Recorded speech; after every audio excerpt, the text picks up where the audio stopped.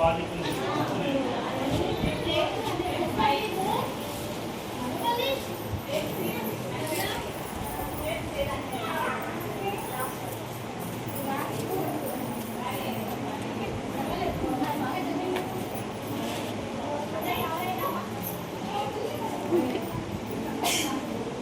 అడగదంటే నేను చెప్పే పని లేదు.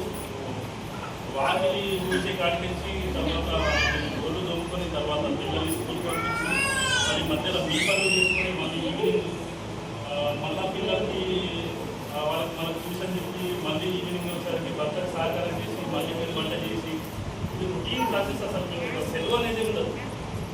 అట్లాంటప్పుడు మీరు ఎంత గొప్పగా ఆరోగ్యంగా ఉండాలనేది దీని ఉద్దేశం ఉన్నది.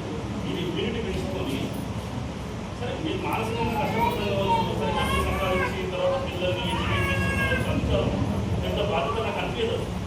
సరే స్పెషల్గా మహిళల విషయానికి వస్తే అది చాలా పెద్ద బాధ్యత. దాన్ని ఎవరు నిర్వర్తించలేరు. దాంట్లో మీకు ఎవరు సాధ్యం. ఈ విషయం నుంచి నేను గట్టిగా చెప్పగలుగుతాను. అట్లాంటి బాధ్యతలు ఉన్నప్పుడు మీరు ఎంత బలంగా ఉన్నారో అనేది ఇంపార్టెంట్. మంచి ఆహారం తీసుకొని ఇమ్యూనిటీ పరంగా మంచి విషయాలు తెలుసుకొని ఈ మధ్య ఫోన్లో చాలా రీల్స్ తీసుకుంటూ మనం టైం చేసేది ఏం చేసేదాం కన్నా చాట్ జీపీటీ అని కొత్తగా వచ్చింది. చాట్ జీపీటీ అని సరే మీరు అన్ని వాళ్ళకి అప్పుడప్పుడు రాకపోవచ్చు. ఈ కొన్ని హెల్త్ ఇష్యూస్ వల్ల రాకపోవచ్చు, సమస్యల వల్ల రాకపోవచ్చు. జస్ట్ వాట్సాప్లో మనం చాట్ జీపీటీ పెట్టి మీరు ఎట్లా ఆరోగ్యంగా ఉండాలనుకుంటున్నారు, అసలు నేను